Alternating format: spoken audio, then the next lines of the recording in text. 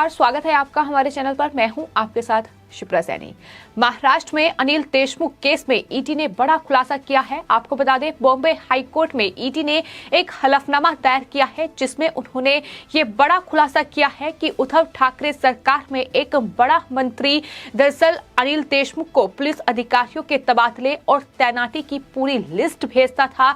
यानी किन अधिकारियों की तैनाती कहां करनी है, किसका ट्रांसफर होना है, इसकी पूरी लिस्ट अनिल देशमुख को भेजी जाती थी और उद्धव ठाकरे सरकार में ही एक बड़ा मंत्री ये काम कर रहा था। तो ये अपने आप में बड़ा और चौंकाने वाला खुलासा ईडी ने किया है। जाहिर तौर पर अनिल देशमुख फिलहाल ईडी के शिकंजे में है। अनिल देशमुख मनी लॉन्ड्रिंग और वसूली केस में फिलहाल जेल में बंद है, लेकिन ईडी की हिरासत में है। तो जाहिर तौर पर ईडी अनिल देशमुख से पूछताछ कर रही है।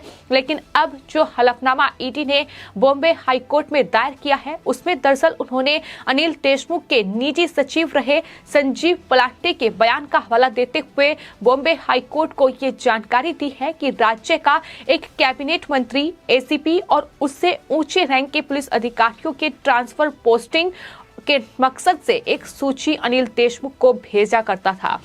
ये बड़े खुलासे लगातार महाराष्ट्र में हो रहे हैं और उम्मीद पहले से ही जताई जा रही थी कि दरअसल अनिल देशमुख अगर ईडी की गिरफ्त में आते हैं, अगर वो जेल भेजा जाता है उन्हें, तो इस पूरे मामले में, इस पूरे वसूली रैकेट में कई चौंकाने वाले खुलासे हो सकते हैं और लगातार इस तरीके के खुलासे हो रहे हैं। माना जा रहा था कि अनिल देशमुख सिर्फ वसूली के आका नहीं है, बल्कि कई और चेहरे जो हैं इस पूरे मामले में बेनकाब होंगे और लगातार ये महाराष्ट्र में देखने को मिल रहा है। आपको बता दें, संजीव पलांटे जो कि अनिल देशमुख के करीबी हैं, उनके निजी सचिव रहे हैं, उनकी गिरफ्तारी भी ईडी ने इस पूरे मामले में की है, वसूली मामले में, और उनसे लगातार ईडी छानबीन कर रही है।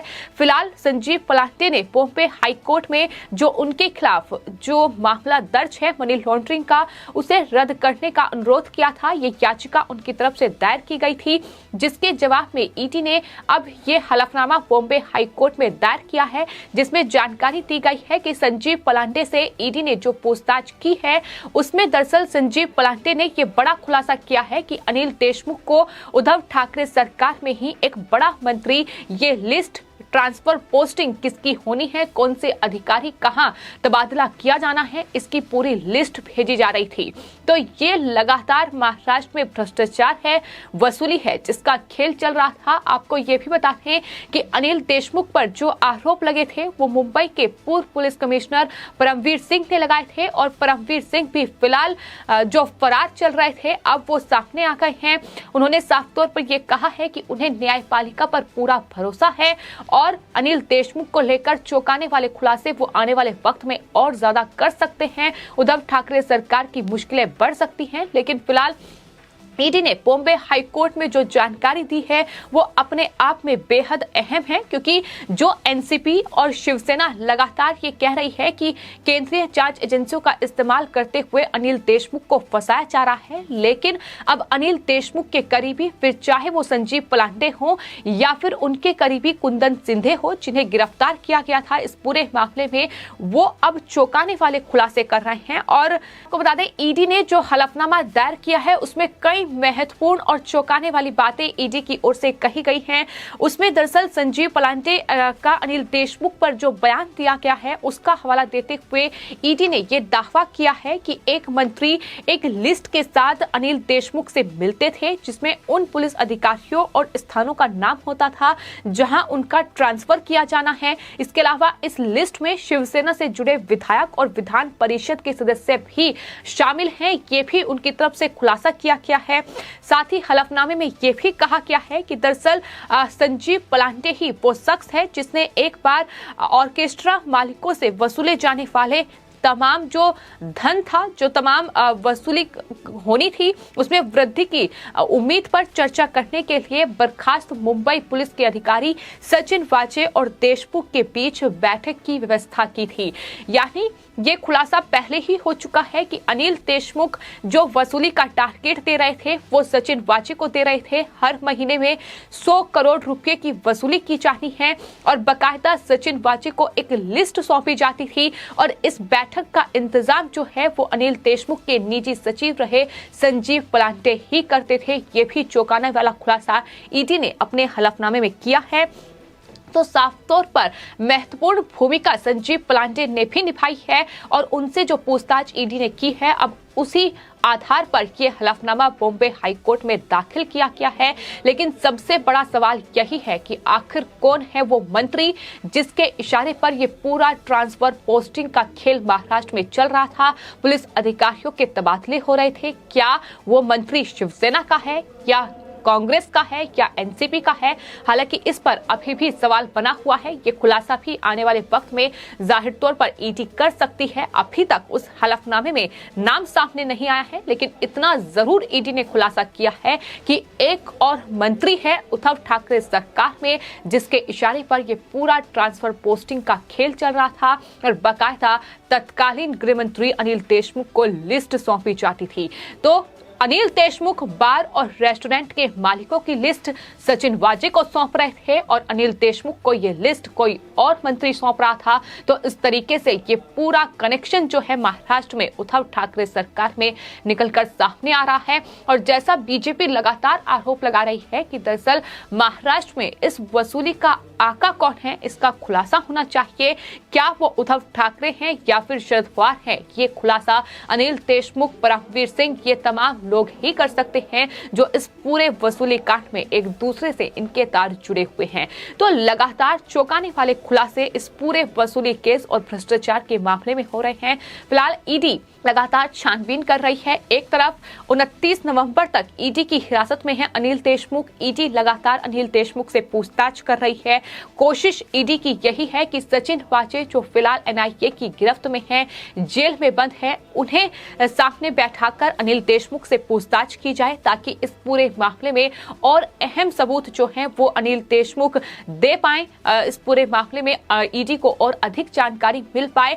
परमवीर सिंह फिलहाल मुंबई पुलिस की क्राइम यूनिट 11 में पहुंचे थे और वहां उनसे पूछताछ भी की गई। खुद उनकी तरफ से ये कहा गया है कि उन्होंने जो आरोप लगाए हैं वो दरअसल अधिकारियों ने उन्हें जानकारी दी थी, उसी के आधार पर ये आरोप लगाए गए हैं। ये आरोप कितने सच हैं, कितने झूठ हैं, इसकी जांच होनी चाहिए।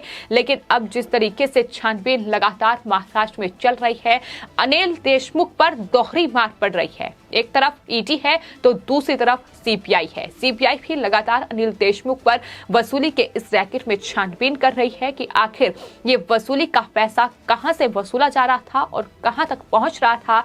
यही सबसे बड़ा सवाल है जिसका जवाब ढूंढने में लगातार ईडी और सीबीआई लगी हुई है। फिलहाल आपको बता दें कई शिवसेना से जुड़े विधायक और विधान परिषद के सदस्यों के नाम भी सामने आ सकते हैं। ये भी संकेत ईडी ने अपने इस हलफनामे में दे दिए हैं। आपको बता दें कि पूरा मामला सिर्फ अनिल देशमुख तक सिमटा हुआ नहीं है, बल्कि एनसीपी और यहाँ तक कि महाविकास अघाड़ी सरकार में जो तमाम नेता हैं, तमाम मंत्री हैं, वो भी लगातार ईडी के रडार पर है। फिलहाल वसूली रैकेट की अगर बात की जाए तो इसमें दो जो मंत्री हैं वो बेहद अहम हैं।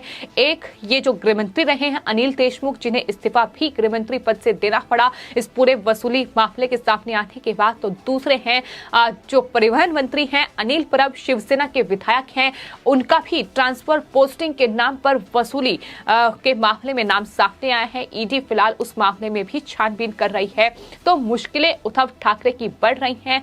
बॉम्बे हाईकोर्ट में जो हलफनामा ईडी ने दायर किया है, आखिर उस पूरे मामले में अब बॉम्बे हाईकोर्ट क्या कुछ छानबीन करेगा, किसकी सुनवाई होगी, किसे बुलाया जाएगा, क्या इस पूरे मामले में उद्धव ठाकरे के एक और मंत्री ईडी की रडार पर आएंगे, ये तमाम सवाल हैं जो इस हलफनामे के बाद सामने आए हैं। शिवसेना की मुश्किलें बढ़ रही हैं। उद्धव ठाकरे की मुख्यमंत्री की कुर्सी पर भी संकट के बादल मंडरा रहे हैं, क्योंकि वसूली कहीं उद्धव ठाकरे की कुर्सी न छीन ले, ये लगातार सवाल महाराष्ट्र में बना हुआ है। क्योंकि महाराष्ट्र की जनता की नाराजगी अब उद्धव ठाकरे और महाविकास अघाड़ी सरकार को झेलनी पड़ रही है। जिस तरीके से महाराष्ट्र में ये वसूली और भ्रष्टाचार के मामले सामने आ रहे हैं और एक के बाद एक तमाम नेता महाविकास अघाड़ी सरकार के, तमाम केंद्रीय जांच एजेंसियों की रडार पर हैं, लगातार भ्रष्टाचार के केस में फंस रहे हैं, जवाब उनके पास नहीं है। ये हर एक मामले में देखने को मिला है। फिर चाहे वो अनिल देशमुख का केस हो या बचने के तमाम रास्ते बंद हुए तो अनिल देशमुख सामने आए और उनकी तरफ से कहा गया कि वो अब ईडी की जांच में सहयोग करेंगे। लेकिन ईडी ने साफ तौर पर कहा है कि अनिल देशमुख पर हर महीने 100 करोड़ रुपए की वसूली का आरोप है। लेकिन अनिल देशमुख से जो पूछताछ हुई है उसमें सटीक जवाब उनकी तरफ से अभी तक नहीं दिए गए हैं और यही वजह है कि इस पूरे मामले में फिलहाल महाराष्ट्र के पूर्व गृह मंत्री अनिल देशमुख गिरफ्तार हो चुके हैं। लेकिन अगला नंबर किसका है? कौन है वो महाराष्ट्र का मंत्री जो इस तरीके से लिस्ट बनाकर अनिल देशमुख को सौंप रहा था? इसका जवाब अनिल देशमुख ही दे सकते हैं और फिलहाल ईडी जवाब जानना चाहती है अनिल देशमुख से और यही वजह है कि लगातार जो हिरासत है वो बढ़ रही है। फिलहाल अनिल देशमुख किन सवालों का जवाब देंगे और कौन वो मंत्री होगा जो अगला कहीं ना कहीं ईडी की रडार पर होगा, ये देखना होगा। फिलहाल आपकी इस पूरे मामले पर क्या राय है, हमें कमेंट बॉक्स में जरूर लिखें और चैनल को सब्सक्राइब करें। धन्यवाद।